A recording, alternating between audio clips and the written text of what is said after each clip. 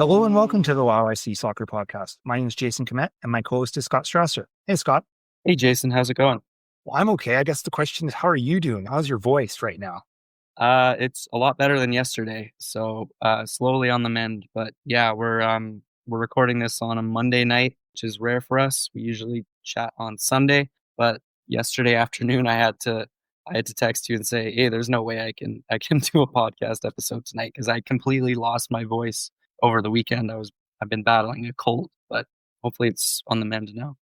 Yeah, well, you're a trooper for doing it. Thank you. And I'll try and do more of the talking, although that's usually asking me to talk more is usually not a problem. So we might as well get right into it pretty much right away. We're going to talk about a Cavalry match. We're going to talk about the Wild. We're going to talk about League One, just do our recap as we do at the end of every weekend. And yeah, let's just get started on it. Let's go. This is Marco Carducci, and you're listening to the YYC Soccer Podcast. Let's start with Cavalry FC.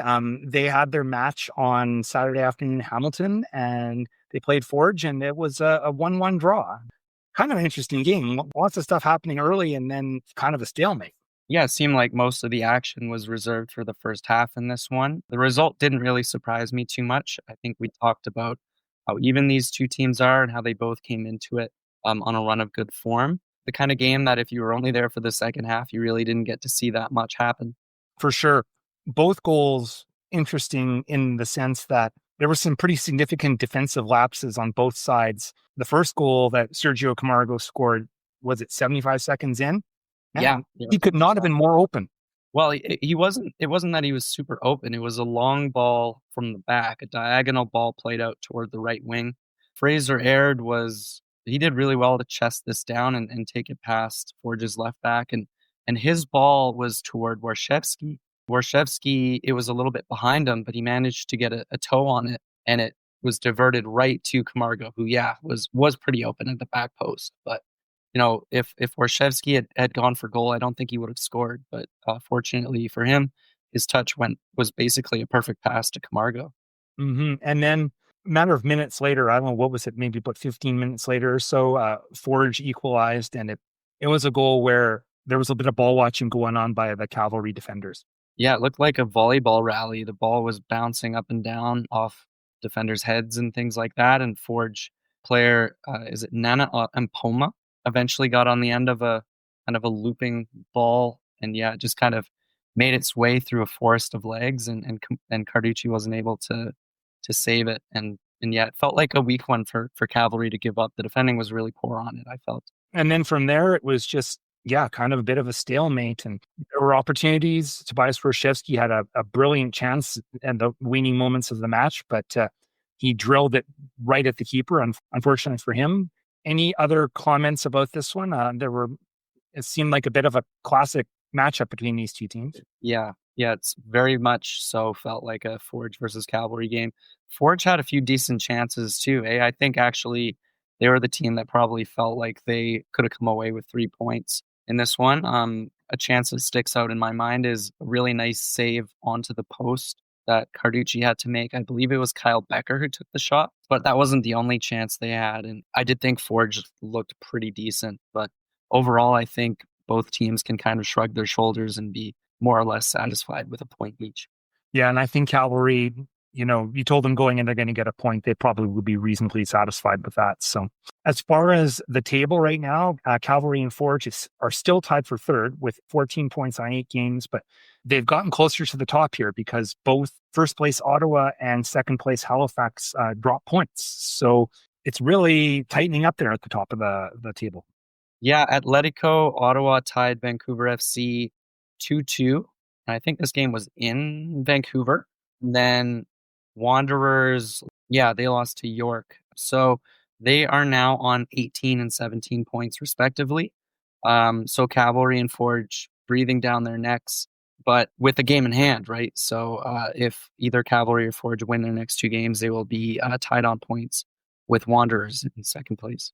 Yep. So it is definitely tightening up. Next match for Cavalry is on the weekend against York United, but they're going to be very shorthanded in this match. It was announced, I think, Sunday evening that 3 Cavalry players, kind of as expected, were called up for their respective national teams. Shamit Shom called up for Bangladesh. Kanija Elva was called up for St. Lucia, and Mikhail Gerasimenkov was called up for the Moldovan U21 team. Yeah, the Moldova U21s will take on Andorra on June 10th. St. Lucia will play Curacao and Barbados on June 6th and 10th. And then this will be interesting to see how Shamit Shom does for Bangladesh, making his debut for that team. Bangladeshis have been giving him a lot of love online, Jason. You and I have talked about that a little bit. They have a friendly versus Bhutan, and then they also have an Asian Cup qualifier versus Singapore on June 10th. I think he is a bit of a celebrity there at this point in time. So, we'll pay attention to how that'll all go down. But yeah, all 3 of these players will definitely miss the York game, and they'll be back in time for the next match, although it will be a bit of a narrower window. But yeah, all the best to them on their international adventures. This is Jacqueline Savixi, and you're listening to the YYC Soccer Podcast. Let's talk about the Calgary Wild. I guess the best place to start is all the international action that has been happening. 6 Wild players have been playing for their respective national teams. We can just do a quick recap of some of those matches. So if we're going to talk about players for the Wild that in their international action, I guess probably the best place to start is Kahli Johnson. She had her international debut for Australia in Melbourne here on the weekend, and it was quite the performance for the debutante. What a couple of weeks it's been for her. Hey, it's unbelievable. She not only started this game, but she scored the first goal in a match that Australia went on to win 2-0. And she was named player of the game. So you can't really ask for much more in your first ever game for your country's senior national team. A pretty good moment for her. And I think as far as trying to make your claim to a regular place on that team, that's sure a statement to make. So they also played another match actually earlier today, also against Argentina. She only played about 34 minutes in that one. So Australia won. But yeah, that really the first match is the key. So she's probably on a plane, maybe even as we speak right now, heading back. So brimming with confidence. Hey, if you look at her last game for Calgary Wild before going to Australia, she scored that magnificent goal out in Vancouver. So I'm sure she can't wait to hit the pitch again for the Wild on Thursday. Talk about a few other players from the Wild. The keepers didn't have a very great weekend. Stephanie Bukovic played for Croatia, and she actually got the start, and Croatia lost 5-0. And Jackie Burns started for Northern Ireland. They played Poland, and they lost 4-0. So those games were probably not exactly confidence builders like Callie Johnson had, unfortunately. But you win some, you lose some. Michaela Moore and Ali Green played for New Zealand against Venezuela. First match, Michaela Moore played the full 90. Ali Green stayed on the bench. Venezuela won, and those 2 teams are going to play here again shortly. Yeah, those teams are playing out in Spain. And then the other player worth mentioning, Jacqueline Savitsky, she's going to be playing for the Philippines against Chinese Taipei in Manila later today. Let's move on and talk about the match against the Halifax Tides. So it's coming up quick here. It's Thursday evening, 7 p.m. at McMahon Stadium. And yeah, going to get a chance to play Halifax, who they had a very strong first match against Halifax in Halifax earlier in the season. And the Tides, it's been a struggle for them so far. Yeah, they only have 1 point in the Northern Super League, which is, they're way down at the bottom of the league by a distant margin. However, that one draw they did manage was against Montreal Roses, who have spent most of the season in first place. But yeah, as you mentioned, the Wild beat Halifax 4-1 in Halifax earlier this season. That was the only game where Calgary has actually scored more than 1 goal. I guess the one question right now is how many of these international players will actually be able to play for this match? The window is very minimal. I actually did a little bit of math about accounting for time zones to see how long it is from the end of their match to the kickoff of the Wild match. And some of those numbers are pretty small. Yeah, kudos for doing this number crunching. This must have taken you quite a while. But if you look at the 2 New Zealand players coming back from Spain, there's only a 55-hour window for Ali Green and Michaela Moore, and an even shorter, although only slightly, window for Bukovic and Jackie Burns. 54 hours for them to return from Europe.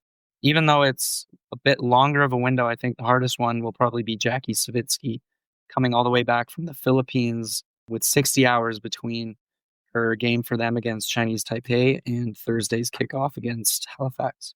I'm not really sure if that's even possible by the time you account for everything, but I guess we'll see what happens. But it'll be a bit of a challenge. I kind of expect that some of these players may actually start off on the bench, but it'll be a bit of a challenge for Lydia Bedford to figure out what's the best way to approach. But looking forward to the match on Thursday.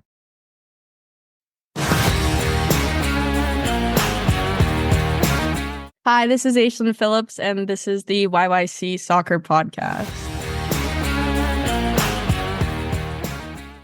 Let's talk about League One Alberta. Bunch of games on Friday night. Start off with an all-Calgary matchup at Broadview, Villains against Callies.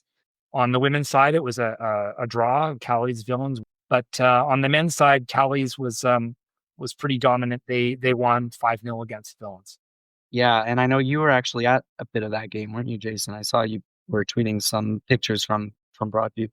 Yeah, I showed up in about the 70th minute. I had other things going on, but I showed up in the 70th minute, and maybe 5 minutes after I got there, Anson Minty, last week's podcast guest, was subbed on, and then a few minutes later, he scored the 5th goal for Callies. I saw, like I said, the last 20 minutes of that match, and it had pretty much been decided by that point. But yeah, Callies looked pretty good, and Villains, their struggle on the men's side continues.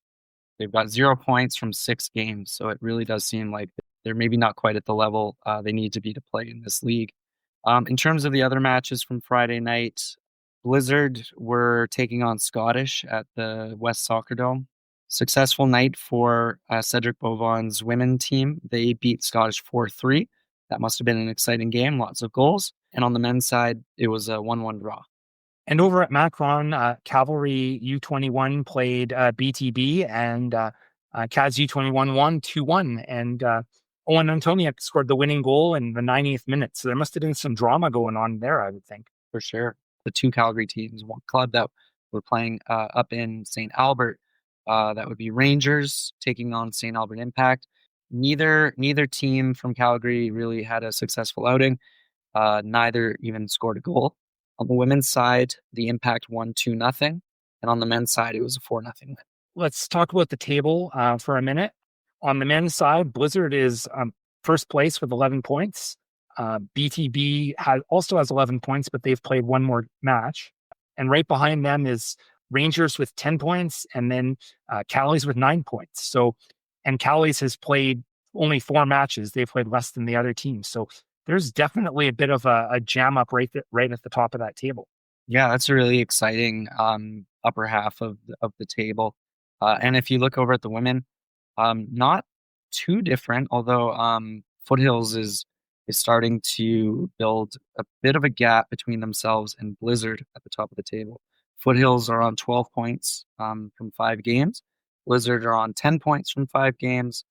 But if you think about the team in third, St. Albert are on 9 points, but they've only played 3 games. So they could actually put themselves in first place if they win their next 2. Right behind those teams, Callies and Villains are at 7 points each. I guess the reason I'm pointing this out is that the Villains men's team has had a bit of a rough go of it, but the women's team, they're in the middle of the pack here. So it seems like their first year is maybe a bit smoother than on the men's side. Yeah, they're averaging just over a point a game, which means they're pretty much in every game. And at the bottom of the table on the women's side, Rangers, they've been the new team that has really struggled. They've only got 3 points from 6 games so far, which ties them for last with BTB, who are also on 3 points, but who have only played 5 games, so 4 games so far. And there's one matchup on Tuesday evening in League One action. It's going to be Rangers against Callies, and that's going to be at Weber Athletic Park. Thank you for listening to the YYC Soccer Podcast. You can have this podcast downloaded to your device as soon as it becomes available by subscribing on Apple Podcasts, Spotify, or other platforms. Check out our website at yycsoccer.com. where you can look through our episode archive and find other options to listen, including our YouTube channel. We also have links there where you could buy Scott's book. It's all about the history of pro soccer in Calgary. You can leave us a question or comment in the Contact Us section of our website. You can also interact with us on social media such as Twitter, Instagram, Blue Sky, where our username is YYC Soccer 403. Thanks for listening.